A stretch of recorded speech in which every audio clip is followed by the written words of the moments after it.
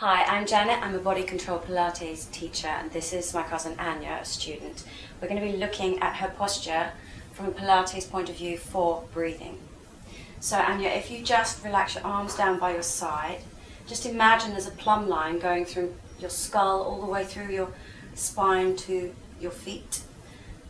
And then lift your breastbone and relax your spine down and drop your tailbone towards the floor, so that you can then think about breathing laterally into your belly, into your ribs. Okay, so just let your neck relax back into my hand, so lengthen the neck, that's it.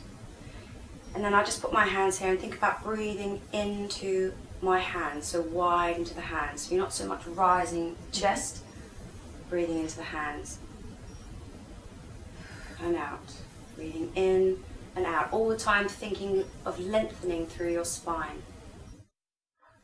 Okay, Anya, I just want you to lengthen your neck from the back, lengthen it up, and just widen your throat so it comes towards the back of my hand. So you're just feeling as if you're long all the way through the spine. And as I said before, just gently dropping your tailbone towards the floor and relaxing your shoulders down, your arms down by your side.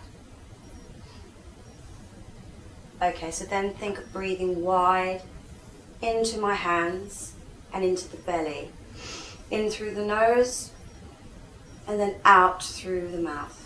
The whole time when you breathe, think of lengthening and growing taller through the spine.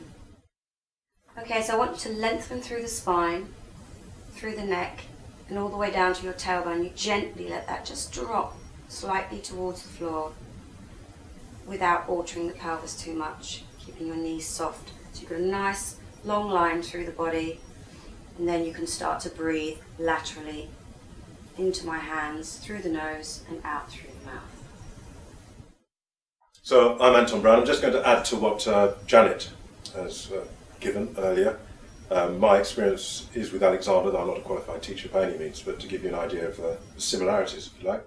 I would say, looking at Anya, that the angle of her neck is a little forward here, which means these muscles are probably contracted a little.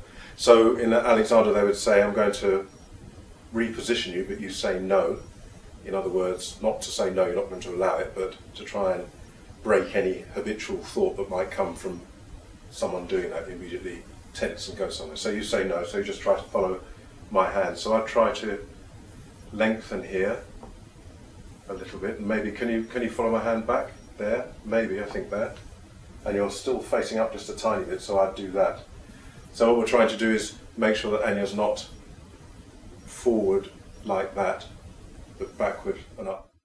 Hopefully if we've got this better aligned, we'd move to the chest area, this area here. So looking at Anya, I'd say maybe just a little that the shoulders could flatten, but we don't want to start tensing across the back, otherwise we've got too lots of tension. And moving further down, we then look at seeing if you could lengthen the spine here. I think in Pilates, as Janet said, they say drop the tail. So it would be, maybe if you can lengthen, no, they see you've lifted your chest out there. So it's really, can you swivel, lengthen there, that's it. I don't know if Tim caught that. So that's on there.